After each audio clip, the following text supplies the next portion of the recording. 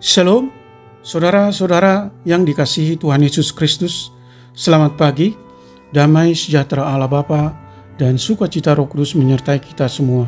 Kiranya kasih dan hikmat Tuhan Yesus Kristus menyertai dan menolong kita untuk melakukan tugas dan pekerjaan kita masing-masing di sepanjang hari ini.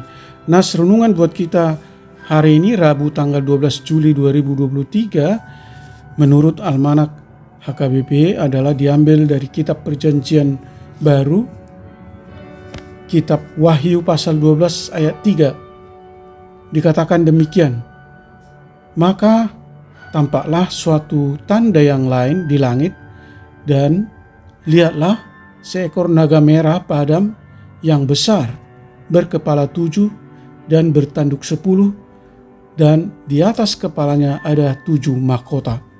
Demikian firman Tuhan. Tema renungan, tanda dari langit naga besar. Saudara yang dikasihi Tuhan Yesus Kristus, banyak simbol-simbol dalam kitab Wahyu yang menjadi suatu gambaran alegoris yang perlu dikaji dengan benar. Bukan hanya secara literalis, kita tidak bisa melepaskan pasal 12 dengan pasal-pasal lain. Untuk mempermudah memahami nas, kita juga perlu melihat pemahaman bapak-bapak gereja. Berdasarkan pemahaman bapak-bapak gereja, naga di sini adalah iblis. Bandingkan pasal 12 ayat 9 dan pasal 13 ayat 1. Ada ahli yang mengatakan bahwa 7 tanduk atau 7 dinasti menggambarkan 7 raja Romawi. Walaupun ada juga yang berpendapat tentang kerajaan Herodes yang menghambat kala kelahiran Yesus Kristus ke dunia. Bisa dikatakan bukan hanya bersifat simbolis, makna dari 7 tanduk merujuk kepada 7 dinasti, tetapi bisa juga merujuk kepada manusia. Disebut juga tanduknya 10 adalah gambaran dari kerajaan. Artinya iblis itu pandai dan berkuasa kepada semua kerajaan di dunia ini.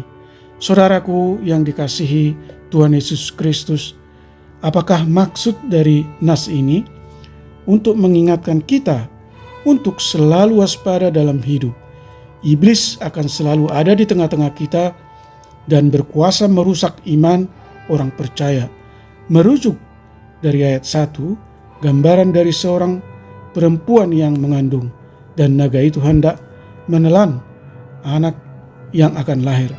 Banyak penafsiran tentang wanita itu. Ada yang memahami wanita itu sebagai Maria, seperti pengakuan Katolik. Tetapi jikalau kita perhatikan nas lain, pasal 17 ayat 3 sampai dengan ayat 6, wanita itu digambarkan sebagai kota besar yang merajai segala raja di muka bumi. Sekalipun nas ini masih tersembunyi maknanya, tetapi akan tiba waktunya semua itu akan terungkap. Yang menjadi perhatian orang percaya adalah memegang teguh dalam iman akan Kristus, anak domba Allah, Tuhan dari segala Tuhan, Raja dari segala raja. Bandingkan ayat pasal 17 ayat 14.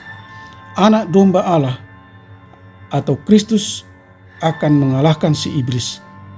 Karena itu saudaraku, hidup dalam kebenaran Allah, bertahan dalam segenap ujian, sebab Kristus akan segera datang untuk memberikan upah kepada manusia sesuai perbuatannya. Yesus segera datang. Amin. Datanglah Tuhan Yesus. Amin. Mari kita berdoa. Bapa Surgawi, Allah yang kami sembah dalam Kristus Yesus, bimbing dan tuntun kami selalu untuk hidup berpegang teguh dalam iman Kristus Yesus, anak domba Allah, Tuhan dari segala Tuhan, Raja dari segala raja. Selalu waspada dalam hidup. Sadarkan kami bahwa iblis akan selalu hadir di tengah-tengah kehidupan, berusaha merusak iman orang percaya. Karena itu, hidup dalam kebenaran Allah, hidup kudus, bertahan dalam segenap pencobaan, dan tetap mengandalkan kuasa pertolongan Kristus sampai kedatangannya yang kedua kali untuk memberikan upah kepada manusia sesuai perbuatannya. Berkati anak-anak Tuhan, para pendengar renungan pagi ini. Limpahi kami kesehatan, sukacita, damai sejahtera, dan mampukan kami bersyukur dalam setiap kondisi apapun yang kami alami. Atas penyertaan Tuhan saja kami terhindar dari segala mara bahaya dan dari berbagai pergumulan. Kiranya yang sakit Tuhan sembuhkan, yang lemah Tuhan topang, dan yang berduka Tuhan hibur. Beri kami rezeki dan keberhasilan usaha dan pekerjaan kami masing-masing. Terima kasih Tuhan, kami berdoa dan mengucap syukur hanya di dalam nama anak-Mu Yesus Kristus. Amin. Shalom. Selamat beraktivitas. Tetap sehat. Tuhan Yesus memberkati.